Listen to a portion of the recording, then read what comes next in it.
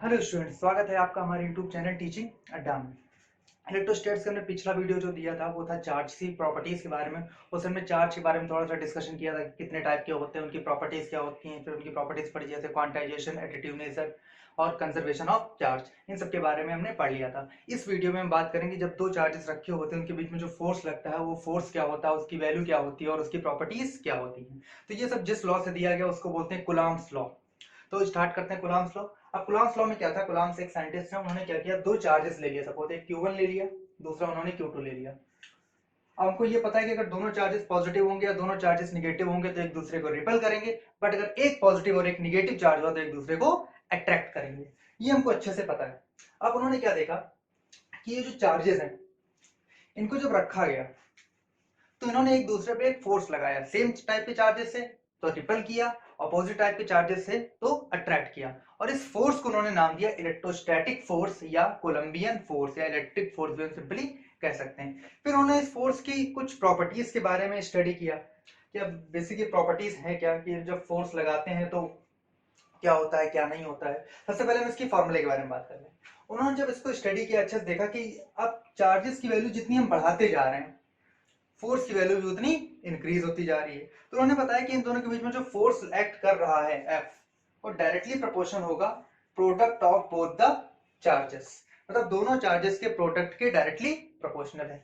इसके बाद इन्होंने क्या किया कि इनके चार्जेस के बीच की जो डिस्टेंस थी जिसको R से डिनोट किया गया है, अब इस डिस्टेंस को जब ये बढ़ाते थे तो फोर्स की वैल्यू कम हो जाती थी, डिस्टेंस को जब बढ़ाते थे तो फोर्स की वैल्यू बढ़ जाती थी। मींस इन्होंने बताया कि इनके बीच में जो लगने वाला फोर्स है वो डिस्टेंस के स्क्वायर के इनवर्सली प्रोपोर्शनल है। ये बात उन्होंने देखी। अब जब इन दोनों को उन्होंने कंबाइन किया, इन दोनों इक्वेशंस को, तो मिला हमको Q1 Q2 by R square. After removing proportionality sign we get a constant K. Here K is equal to 1 upon 4 pi epsilon naught whose value is 9 to 10 to the power 9 Newton meter square per coulomb square. ये हमारा के constant जिसकी value 1/4 पे epsilon not या जिसकी numerical value होती है 9 to 10 to the power 9। यहाँ पे जो एप्सिलॉन नॉट होता है इसको बोलते हैं permittivity of free space.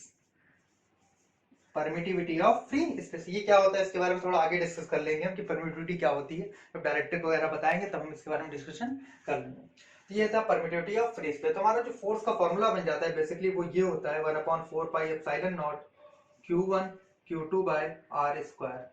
But हम इसको K Q1 Q2 by R square भी लिख सकते हैं।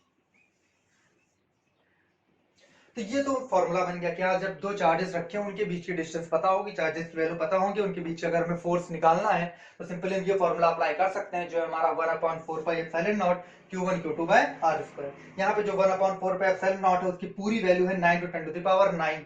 अब यहाँ पे जो चार्जेस है उनकी वैल्यू कूलॉम में पुट करनी है और जो डिस्टेंस उसकी वैल्यू मीटर में पुट करनी है, तो हमारा आंसर न्यूटन में आ जाएगा। अब इस फोर्स की प्रॉपर्टीज के बारे में थोड़ा सा डिस्कशन कर ले कि इस फोर्स की क्या क्या प्रॉपर्टीज हो सकती हैं।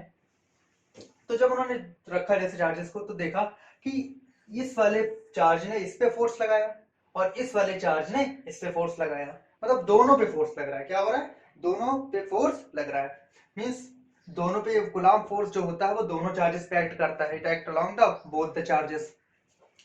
अब दूसरा जो इनका पॉइंट था उन्होंने ये देखा कि जब सपोज फिर से ले लेते हैं this one is Q1 this one is Q2। Q1 पे फोर्स इधर दोनों पॉजिटिव मान लेते हैं, Q1 पे इधर लगा किसने लगाया 2 ने, Q2 पे इधर लगाया किसने लगाया 1 ने। अब उन्होंने देखा कि जो फोर्सेस हैं इनकी वैल्यूज आपस में इक्वल है, मतलब मैग्नीट्यूड जो है वो आपस में इक्वल और डायरेक्शन एक दूसरे के अपोजिट है।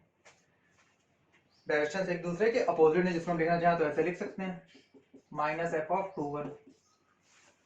मींस दोनों चार्जेस पे लगने वाला जो कूलॉम फोर्स है, इलेक्ट्रोस्टैटिक फोर्स है, वो मैग्नीट्यूड पे सेम है बट डायरेक्शन में अपोजिट है। ऐसा होता था न्यूटन थर्ड लॉ में जिसको हम बोलते हैं एक्शन रिएक्शन पेयर। मतलब इसकी प्रॉपर्टी होगी कि एक ऐसा पेयर है, एक्शन रिएक्शन पेयर। अगली अगर प्रॉपर्टी की बात करें हम तो जैसे हम देख सकते हैं कि जो फोर्स लग रहा है अगर रिपल्सिव है तो अवे लगेगा, अगर अट्रैक्टिव होता तो टूवर्ड्स लगता, बट लगता है इन दोनों को मिलाने वाली लाइन के अलोंग ही।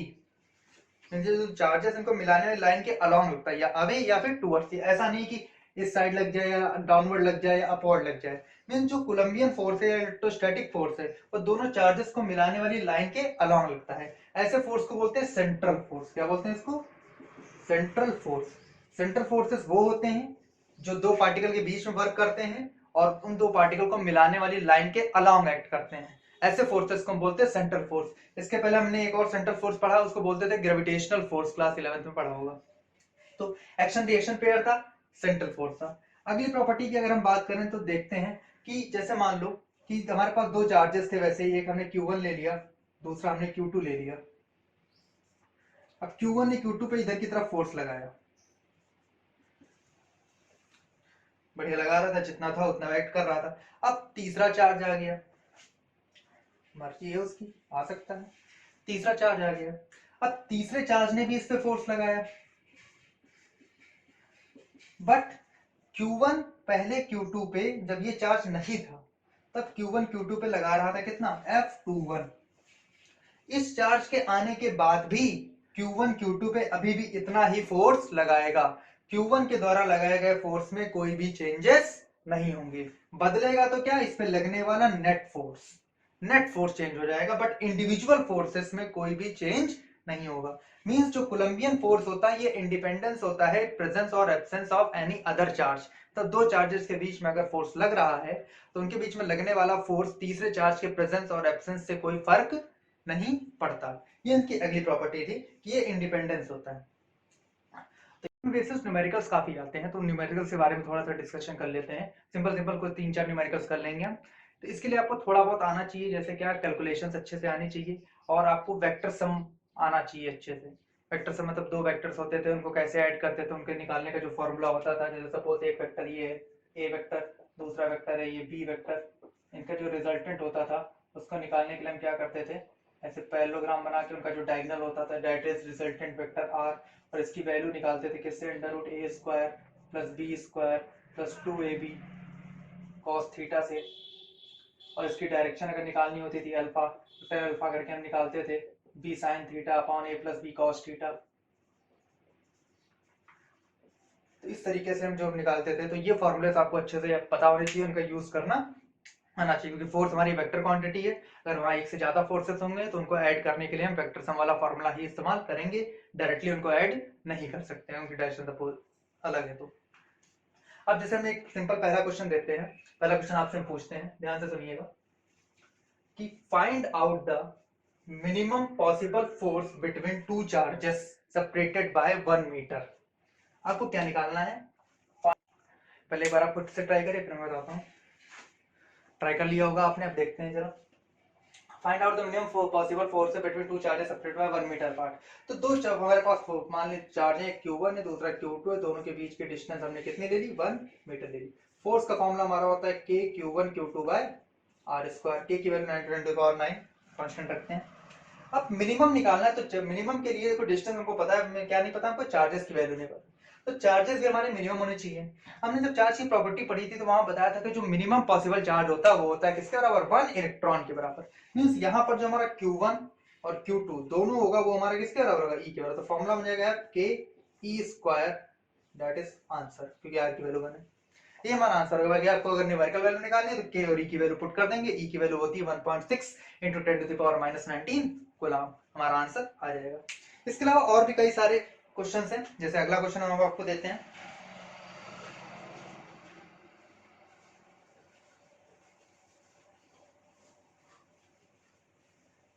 जैसे आपके बुक में या टेक्स्ट बुक में या एनसीईआरटी में या रेफरेंस बुक जो भी इस्तेमाल करते हैं उसमें कुछ इस टाइप के क्वेश्चन दे रखे होंगे। दो चार्जेस हैं हमारे पास, दो हमारे पास गोले हैं, एक गोला ए दूसरा गोला बी, दो गोले हमारे पास। इस पे मान लेते हैं कुछ चार्ज है, मान लेते हैं क्यू, इस पे भी चार्ज सपोज मान लेते हैं क्यू। दोनों पे इक्वल चार्ज है, दोनों पॉजिटिव चार्ज है, दोनों पे इक्वल चार्ज है क्यू बी गोलों पे। अब एक तीसरा गोला ले लेते हैं हम सी, जिसपे कोई भी चार्ज नहीं है, स्टार्टिंग में कोई भी चार्ज नहीं है। अब क्या करते हैं, पहले वाले स्टेप में क्या काम करते हैं सी गोले को इन दोनों के बीच में लगने वाला फोर्स, हाँ आपको पहले से पता होगा, इनके बीच में जो फोर्स लग रहा है उस फोर्स की वैल्यू मान लेते हैं एफ।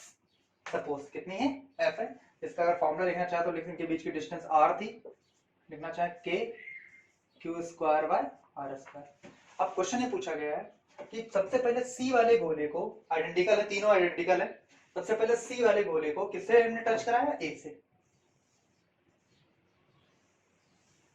सी वाले गोले को ए से टच कराया, टच कराने के बाद इनको अलग अलग कर लिया, ए फिर अलग हो गया, सी फिर अलग हो गया।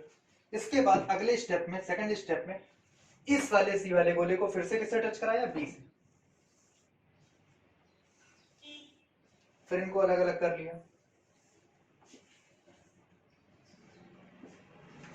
इसके बाद ए और बी को वापस अगेन, अब जो नए ए और बी मिले हैं उनको वापस हमने आर डिस्टेंस पे रख दिया।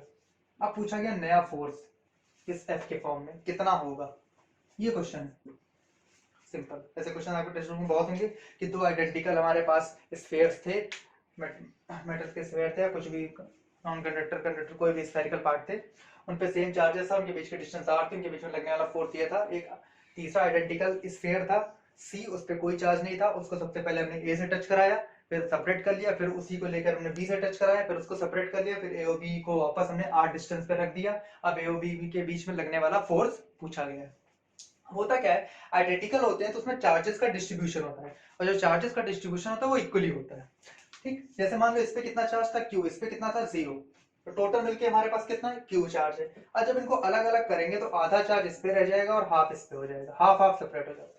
अब बी पे हमारे पास क्यू चार्ज है, बट सी पे हमारे पास कितना आ गया, क्यू बाय टू, टोटल मिलके हो गया 3q/2। अब इसका हाफ होगा 3q/4, 3q/4 मींस ए पे हमारे चार्ज कितना बचा है, q/2, और बी पे हमारे चार्ज कितना बचा है, 3q/4। अब इनके बीच में नया फोर्स जो एफ डैश निकालेंगे वो हो जाएगा k q/2 into 3q/4 upon में r square, means k q square upon में आर स्क्वायर, और ये आएगा 3/8, मीन्स एफ डैश की वैल्यू जो आई वो आई है 3/8 है। ये हमारा आंसर हो गया। तो कुछ इस तरीके के क्वेश्चंस भी पूछे जाते हैं। इसके अलावा जो अलग टाइप के और क्वेश्चन आते हैं, जैसे आपको ट्रायंगल दे दिया है, स्क्वायर दे दिया, उनके कोनों पे चार्जेस रख दिए, एक पे बाकी अदर की वजह से फोर्सेस पूछे, वैसे भी क्वेश्चन आपको करा के बता देते हैं।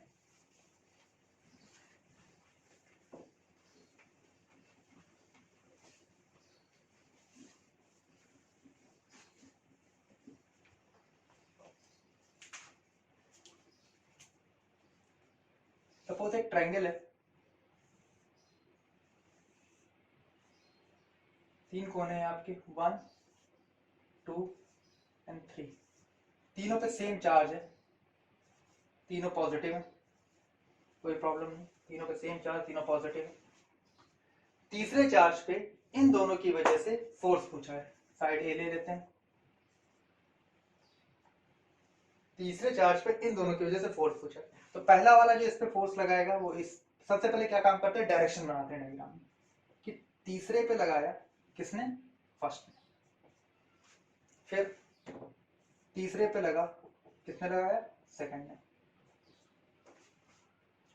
अब इनका जो नेट होगा उसके लिए हमें क्या ड्रॉ करना पड़ेगा, पैरेललोग्राम जो मैंने बताया था, और इसका जो डायगोनल होगा ये हमें क्या, कौन सा फोर्स बताएगा, नेट फोर्स बताएगा।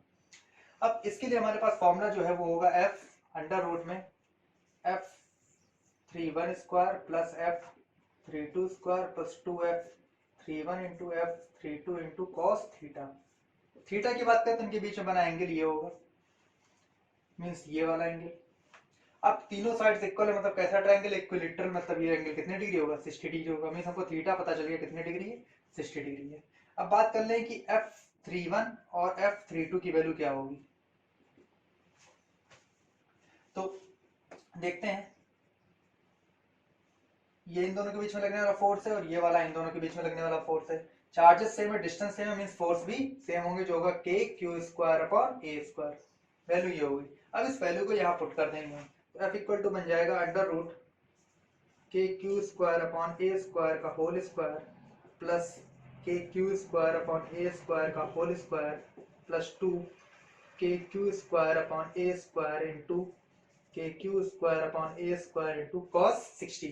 cos 60 की वैल्यू आपकी कितनी होगी 1/2, 2 से 2 कैंसिल, तो इसका भी एक बार स्क्वायर और बन जाएगा, मीन्स कितने स्क्वायर होंगे 3 स्क्वायर होंगे, स्क्वायर वाला टर्म बाहर ले लेंगे तो बचेगा हमारे पास के क्यू स्क्वायर अपॉन ए स्क्वायर रूट 3, ये हमारा आंसर हो गया। बाकी क्यू और ए की वैल्यू जो क्वेश्चन में दे रखी होगी उसको पुट कर देंगे तो हमारा न्यूमेरिकल वैल्यू में आंसर आ जाएगा। इस तरीके से कर सकते हैं। ऐसा आपको स्क्वायर दिया हो सकता है कि जैसे कोई स्क्वायर दे दिया तो उससे पूछ लिया, तो स्क्वायर वाले क्वेश्चन भी ट्राई करिएगा। नहीं आते हैं तो आप हमको कमेंट सेक्शन में या हमारे व्हाट्सएप नंबर जो नीचे आ रहा होगा उस पर हमको बता दीजिएगा कि हाँ ये क्वेश्चन हमको व्हाट्सएप पे फोटो खींच के क्वेश्चंस का या कैसे भी कर करके हमको दे दीजिएगा कि ये क्वेश्चन हमसे सॉल्व नहीं हो पा रहा है, तो अगले वीडियो में हम उसको आपको सॉल्व करके अच्छे से दे देंगे। ठीक, और क्वेश्चन कैसे आ सकते हैं, जैसे सपोज मान लेते हैं एक ऐसे क्वेश्चन थोड़ा सा एक इस टाइप का क्वेश्चन दिखा देते हैं कि ये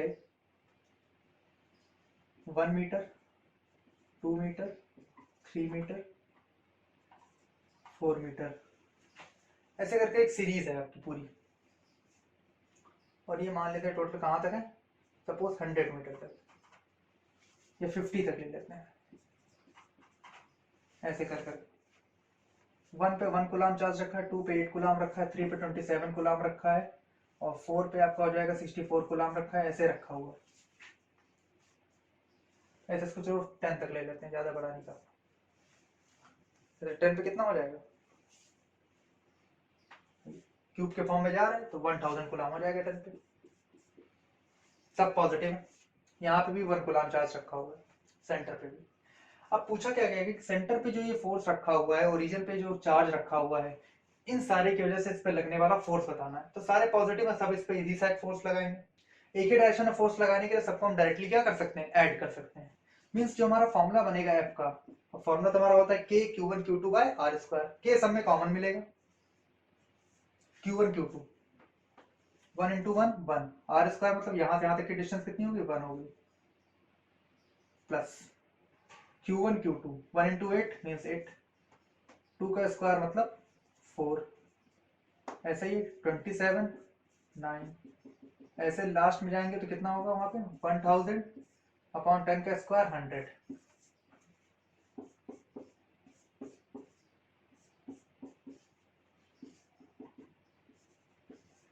1 plus 2 plus 3 plus up to 10। तो इसको ऐड कर लेंगे, सिंपल ऐप क्या है, सीरीज है, n नंबर नेचुरल नंबर की सीरीज, इसको ऐड करने के लिए फॉर्मूला क्या, n इंटू n प्लस 1 बाय 2, फॉर्मूला क्या था n इंटू n प्लस 1 बाय 2, यहाँ पे n कितना है 10 है आपका, तो f इक्वल टू क्या हो जाएगा k 10 into 10 plus 1 11, 11 into 5 55 means कितना आ गया 55 के न्यूटन में। तो इस तरह के क्वेश्चंस भी आ सकते हैं, बाकी और भी क्वेश्चंस होते हैं तो वो भी करने के तरीके हम आपको बताएंगे अपने अगले वीडियो में। तो ये हमारा कूलम्ब्स लॉ था, कुछ और हमने आपको न्यूमेरिकल्स बता दिए। बाकी अगर आपको और कुछ इसमें जानना है तो आप हमारे कमेंट सेक्शन में आके कमेंट कर सकते हैं, या हमारे व्हाट्सएप नंबर पे आप भेज सकते हैं कि हमें ये टॉपिक जानना है या ये क्वेश्चन जानना है या हमें कुछ और अदर टॉपिक के बारे में स्टडी करना है, तो वो हम आपको अगले वीडियो में आपको बना करके दे देंगे, बताएंगे कि कैसे क्या करना होगा उस टॉपिक में या उस क्वेश्चन में। तो अगर आपको हमारा ये वीडियो अच्छा लगा हो तो प्लीज इसको लाइक करिए, शेयर करिए और हमारे चैनल को सब्सक्राइब करिए। हाँ, नोटिफिकेशन आइकन को जरूर प्रेस कर दीजिए, जिससे जो भी अगली वीडियो आएगी आपको तुरंत पता चल जाएगा। जितना जितना हो सकता है आप इसको शेयर एंड लाइक करिए, जिससे आपका भी फायदा होगा, हमारा भी फायदा होगा। Thank you.